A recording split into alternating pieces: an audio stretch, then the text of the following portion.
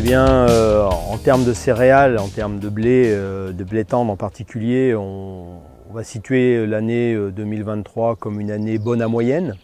On était très euphorique, on va dire, début mai, avec des potentiels très importants en place, suite à de très bonnes implantations à l'automne. Une météo qui a été assez favorable sur mars-avril pour la valorisation de l'azote en particulier, et donc des potentiels vraiment très sympas début mai.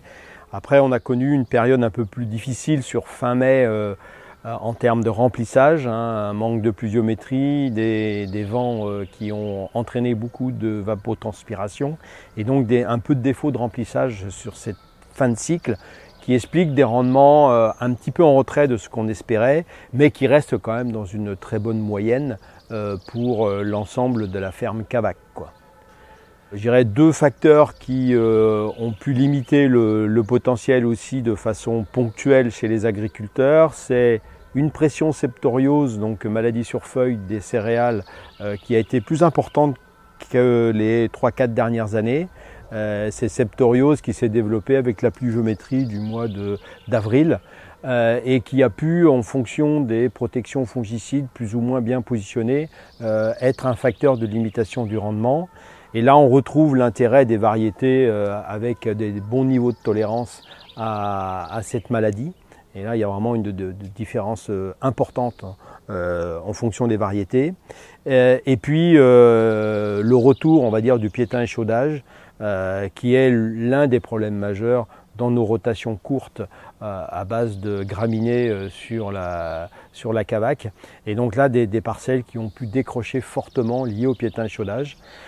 Piétin échaudage aujourd'hui que l'on retrouve de façon importante aussi dans des systèmes avec la mise en place de dérobés fourragers à base de seigle et légumineuses que l'on a promotionné, et on retrouve quand même ce seigle comme étant un multiplicateur du champignon, et c'est je dirais une évolution sur laquelle il va falloir qu'on en tienne compte dans ces mélanges dérobés fourragers sur les rotations. Alors colza, c'est vraiment la culture de déception de l'année. Je pense qu'en termes de moyenne sur la coopérative, on ne dépassera pas les 25 quintaux de moyenne. Alors qu'on avait des colzas qui étaient très bien implantés sur la partie entrée d'hiver, avec de fortes biomasses, des colzas qui avaient vraiment absorbé pas mal d'azote lié aux conditions climatiques très poussantes de l'automne dernier. La mauvaise surprise un petit peu sur ces colzas-là, c'est la pression insecte. Une pression insecte qui monte vraiment en puissance. On était assez épargné sur les zones de bocage. Aujourd'hui, on retrouve une pression larves d'altise aussi importante sur le bocage que sur la plaine. Et entre autres, des larves d'altise qui sont apparues très tardivement. C'est-à-dire qu'on a vraiment vu des larves d'altise sur la fin du mois de janvier, alors qu'habituellement les pressions sont déjà fortes sur décembre. Et on a connu même des gros colzas fortement pénalisés par les larves d'altise, alors qu'habituellement les colzas bien développés arrivent à supporter les larves. Donc ça, c'est une problématique majeure de l'année. Et puis ensuite, grosse pression méligette, donc au moment de la floraison, avec des parcelles qui ont été fortement pénalisées par les méligettes lorsqu'elles étaient mal contrôlées. Donc des floraisons qui ont été retardées, des plantes qui ont avorté et qui avaient un nombre de siliques fortement limité lié au ravage de cet insecte. Et charançon disilique qui est venu se greffer là-dessus à la floraison également, qui a été sur une année avec une très forte pression. Et puis au niveau maladie, présence de Mycosfarella sur silique. Et ça, c'est depuis maintenant 3-4 ans, c'est très fréquent d'avoir ces taches de Mycosfarella sur silique.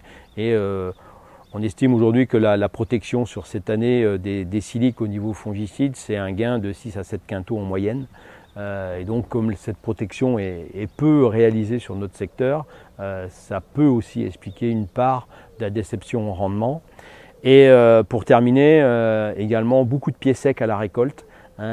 toutes ces parties élongées des colzas à l'automne par cette forte croissance, se sont retrouvées fortement infestées par des parasites en fin de cycle, et on a observé beaucoup de, si on peut dire, de pourriture d'élongation avec un dessèchement prématuré des plantes et donc un remplissage du grain qui a été limité aussi par cette pression FOMA et autres saprophytes sur l'élongation automnale. On avait une crainte assez forte vis-à-vis des problématiques de pucerons à l'automne, avec la douceur de l'automne. Je pense qu'on est sur un cycle climatique où on va reconnaître, je pense, des climats favorables aux pucerons à l'automne. Je pense qu'il faut être vigilant sur la maîtrise de ces pucerons, bien observer et éventuellement faire une protection si nécessaire, en sachant qu'aujourd'hui, au niveau du blé, on n'a pas de variété d'un bon niveau de tolérance naturelle à la GNO comme on l'a sur les orges qui aujourd'hui sont pratiquement toutes tolérantes à ces Dionis nanisante de l'orge, qui peut quand même poser de gros soucis en termes de perte de potentiel sur le blé, sur des infestations importantes. Donc il faut rester vigilant par rapport à cela.